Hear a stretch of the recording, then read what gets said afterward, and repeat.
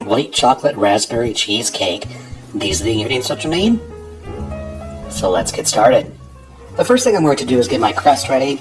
I've got some chocolate sandwich cookies here, and I just split those apart, took off the cream filling, and broke those up into pieces. You could use Oreos, chocolate sandwich cookies, you could even use chocolate animal crackers, and that would be fine.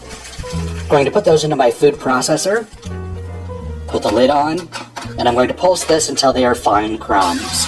And this is the consistency that you're looking for. You don't want any big chunks of cookies left. Then I transfer those crumbs into a plastic baggie so I can easily measure this. I'm going to measure out 3 cups of crumbs and put those back into my food processor. And when you get 3 cups of crumbs in there, you want to add in 10 tablespoons of melted butter. You heard that right, 10 tablespoons. Just pour that in. I like to give it a little mix with a spoon so the butter doesn't go flying when I turn this on. I'm going to put the lid on, and I'm going to turn my food processor back on until the butter gets evenly distributed and I get nice moist crumbs. Next, I'm going to pour those crumbs into a 9-inch springform pan. You definitely want to use a springform pan for your cheesecake. It makes getting the cheesecake out a heck of a lot easier. You can get them for as little as $5 at Walmart or any big box retailer. And I'm going to start working on the outside, and I'm going to press the cookie crumbs up about 2/3 of the way up the side of my springform pan. You want to make sure and get an even layer all the way around your pan. And once you get your sides covered, you can go ahead and spread out the crumbs on the bottom and press this down firmly. Before I start mixing up my batter, I'm going to take 8 ounces, which is 1 cup of white chocolate. I'm using Nestle chocolate chips. If you want to use real white chocolate, by all means you can. You want to put those in the microwave for about a minute or so, and you want to make sure and stir that every 30 seconds so you don't burn them. And you want to keep going until they are nice and smooth. Next, for the cheesecake itself, I've got 4 8-ounce packages of cream cheese here that is room temperature. I've put those into my stand mixer. I'm going to turn my mixer on low.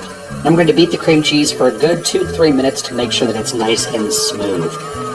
And before I get going too far, I want to scrape down the sides of my bowl and my beater bar and turn my mixer back on. Make sure there are no lumps in your cream cheese, because once you start mixing the batter up, you're not going to be able to get the lumps out. I'm going to add in my sugar, and I'm going to mix this. And again, before I add anything else, I'm going to scrape down my beater bar and my bowl.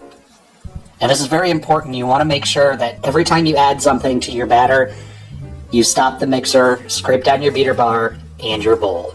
I'm going to turn my mixer back on. Next, I'm going to start adding in my eggs. You want to add your eggs in one at a time. Make sure that they are incorporated before adding any more eggs in. I've got 2 whole large eggs here. I'm also going to add in an egg yolk, and I'm going to mix this just until it comes together. And then you want to stop your mixer, and again, scrape down your beater bar and your bowl. I'm going to finish adding in the rest of my eggs, which is 2 more whole eggs added one at a time, and another egg yolk. And you want to make sure not to overbeat this. You just want to mix this until the eggs are incorporated. If you overmix this, you're going to have problems with your cheesecake rising up and puffing, and then ultimately you're going to have a cheesecake that sinks in the middle. That's not what you're looking for, so be sure to only mix until it is just incorporated.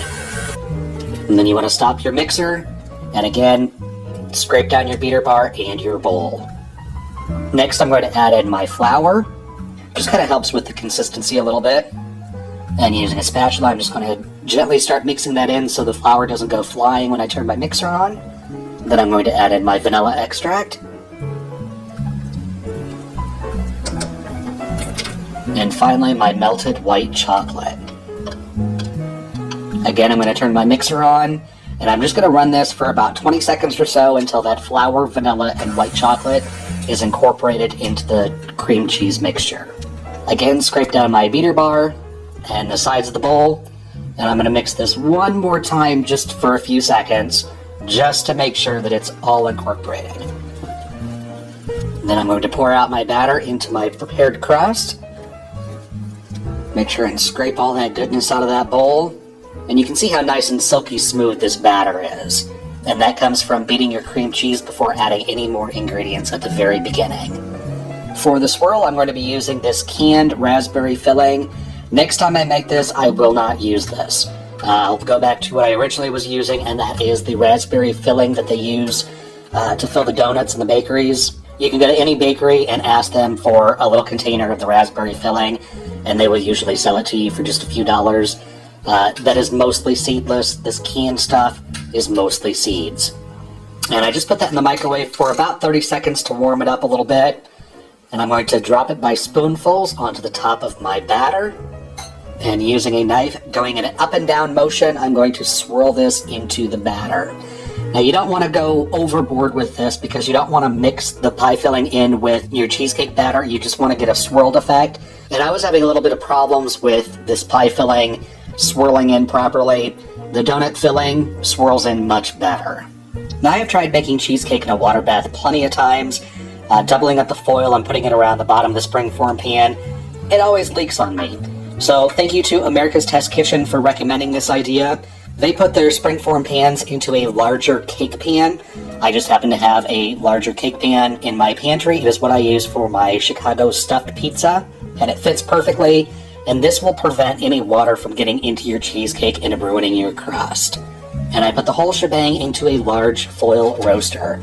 And while my oven was preheating and I got my batter poured into my crust, I was boiling a large pot of water on the stove. And then I transferred that into a pitcher so I could easily pour it. And you want to pour that boiling water into the roaster, being careful not to splash it up into your cheesecake. And you want to bake your cheesecake at 350 degrees for 20 minutes. Then you want to turn your oven down to 250 degrees and leave it in there for 1 hour and 20 minutes. After 120 minutes is up, go ahead and turn the oven off and let your cheesecake sit in there for a good 3 hours. And then put it into the refrigerator and chill it overnight.